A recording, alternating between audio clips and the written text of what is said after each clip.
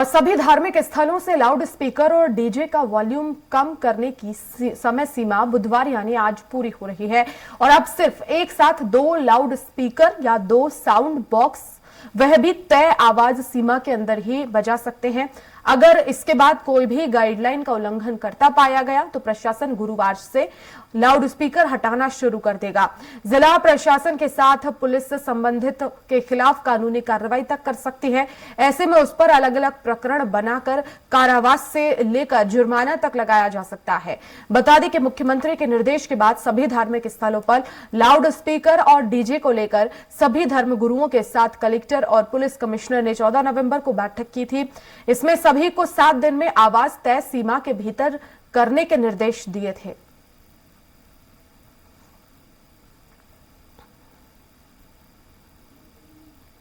और कुमार संदीप हमारे साथ लगातार बने हुए हैं। संदीप, लाउड स्पीकर की जो है वो समय सीमा भी तय कर दी गई है, लेकिन अब किस तरह से जो आदेश है उसका पालन करवाया जाएगा? क्योंकि आदेश तो निकल जाता है लेकिन मुश्किल तब आती है जब उसका पालन होना होता है।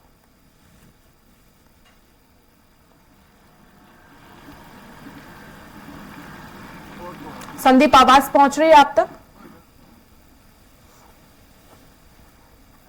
तो संदीप से हमारा संपर्क नहीं हो पा रहा है, फिर से जुड़ने की कोशिश करेंगे। लेकिन आपको बता दें कि 2 से ज्यादा स्पीकर अगर लगाए तो कानूनी कार्रवाई भी हो सकती है, कारावास और जुर्माना लगाया जा सकता है। सभी धार्मिक स्थलों से लाउड स्पीकर का वॉल्यूम कम करने के आदेश हैं। गाइडलाइंस का अगर पालन नहीं किया तो कल यानी कि गुरुवार से कार्रवाई होगी। तो आज आखिरी दिन है,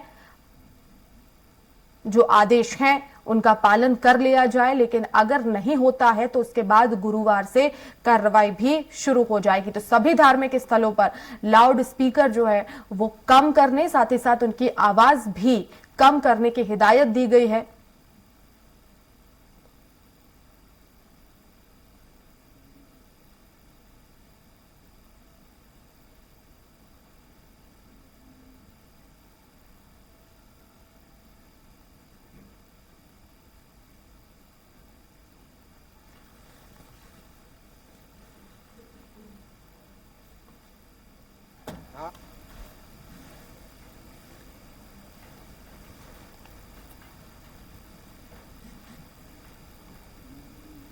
और संदीप हमारे साथ एक बार फिर से जुड़ गए हैं। संदीप, आवाज पहुंच रही है आप तक? जी जी, सवाल दोहरा है। बिल्कुल संदीप, लाउड स्पीकर को लेकर जो आदेश दिए गए हैं उसका आज आखिरी दिन है, कल से कार्रवाई होगी, लेकिन चुनौती आखिर कितनी होगी प्रशासन के सामने? क्योंकि इस तरह के आदेश जारी हुए हैं, जाहिर तौर पर मुश्किल होगा इनका पालन करवाना।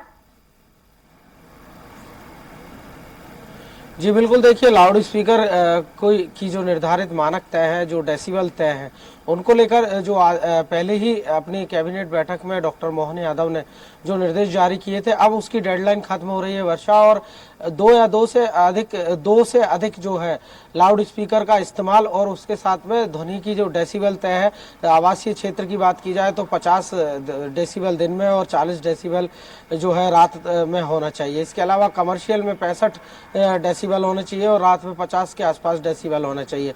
इन तय मानकों का उल्लंघन अगर आज से कोई करता हुआ पाया जाएगा तो निश्चित तौर पर जिला प्रशासन उसके खिलाफ कार्रवाई करेगा। हालांकि जो आदेश जारी हुए थे उसमें धर्म गुरुओं से या फिर सभी जो क्षेत्र हैं जहां पर इनका इस्तेमाल हो रहा है वहां पर जो है उनसे संवाद करने की पहले ही बात जो की गई थी, और जिला कलेक्टर के अलावा जो जिला प्रशासन ने टीमें बनाई थी उन्होंने इसको लेकर संवाद भी स्थापित किया है।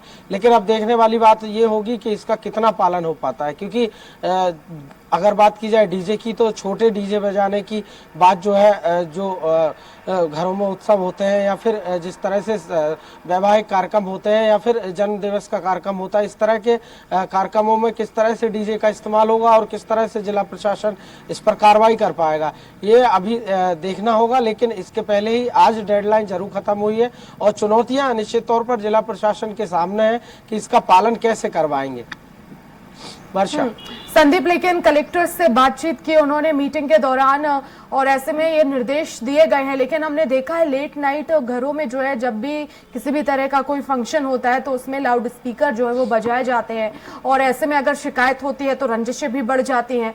बहुत जरूरी है कि फूक फूक कर कदम ऐसे आदेशों के खिलाफ रखना होगा, क्योंकि हर गली में, हर मोहल्ले में, हर कॉलोनी में इस तरह से जो है वो फंक्शन आए दिन होते हैं।